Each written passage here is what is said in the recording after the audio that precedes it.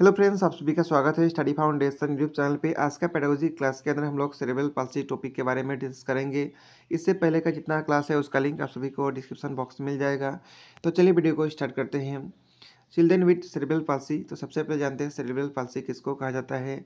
Cerebral palsy एक group of disorder को कहा जाता है जिसके अंदर ब्रेन या नर्वस सिस्टम का फंक्शनिंग के अंदर जैसे कि मूवमेंट करना, हियरिंग करना, सीइंग करना, थिंकिंग करना, इसके अंदर डिसऑर्डर देखने के लिए मिल सकता है।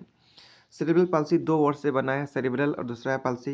सेरेब्रल का मतलब होता है ब्रेन का कुछ पार्ट और पाल्सी का मतलब होता है वीकनेस या किसी भी चीज़ के अंदर प्रॉब्लम होने को कहा जाता है पाल्सी। ठीक है, यानी वीकनेस और प्रॉब्लम को कहा जाता है पाल्सी। सेरेब्रल का मतलब होता है ब्रेन का कुछ पार्ट।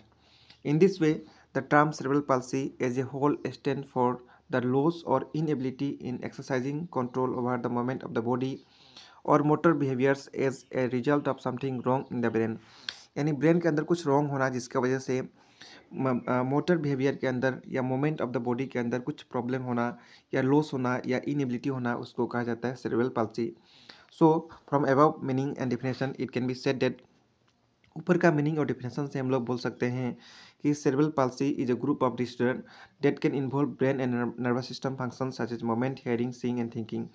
यानी फाइनली ऊपर का डिफिनेशन से मिला के हम लोग बोल सकते हैं कि cerebral palsy group of disorder कहा जाता है जिसके अंदर ब्रेन और नर्वस सिस्टम का फंक्शनिंग के अंदर प्रॉब्लम होता है, डिसऑर्डर होता है।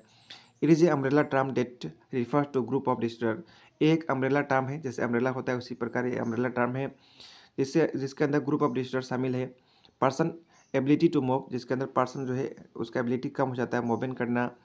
डेवलपमेंट और damage of the parts of the brain that control moment, या फिर ब्रेन का किसी पार्ट के अंदर डैमेज हो जाता है जिसकी वजह से मूवमेंट करने में प्रॉब्लम होता है। Balance and is cause abnormal posture, या फिर बैलेंस करना या एबनॉर्मल जो पोस्चर है उसके अंदर इफेक्ट देखने के लिए मिल सकता है। इसके बाद नेक्स्ट हम लोग डिस्कस करेंगे कैरेक्टरिस्टिक्स सेरेब्रल पाल्सी का। एबनॉर्मल मसल टोन होना।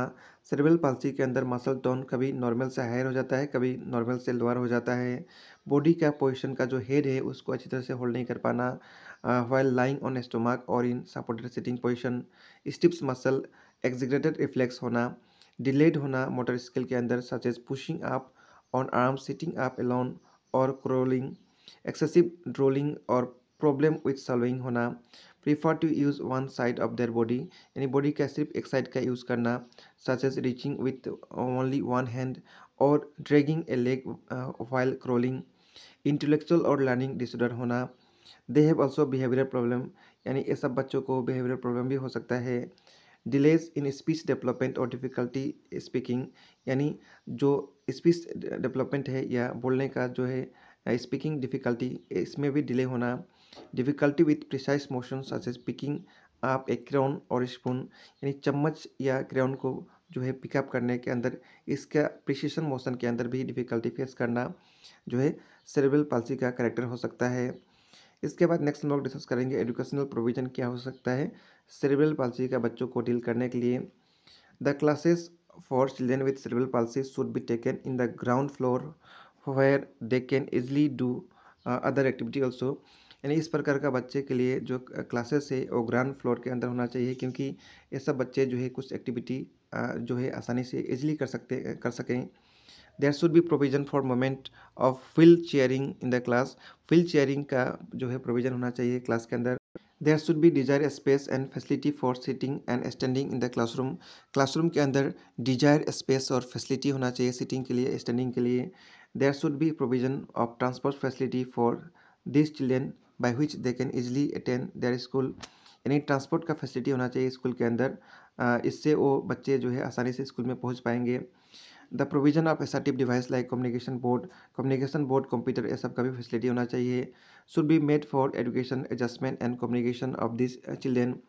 Proper care should be taken in creating healthy environment and attitude towards them in school without causing damage to their self esteem, यानी बिना वो सबका सेल्फ स्टीम को damage किए हुए अच्छा हेल्दी इन्वायरमेंट, अच्छा एटीट्यूड जो है स्कूल के अंदर होना चाहिए।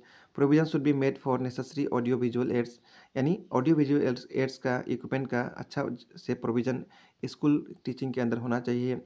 Provision should be made for training in service education of teachers who are asked to handle the student with cerebral palsy, यानी ट्रेनिंग का फैसिलिटी होना चाहिए इन सर्विस एजुकेशन के अंदर।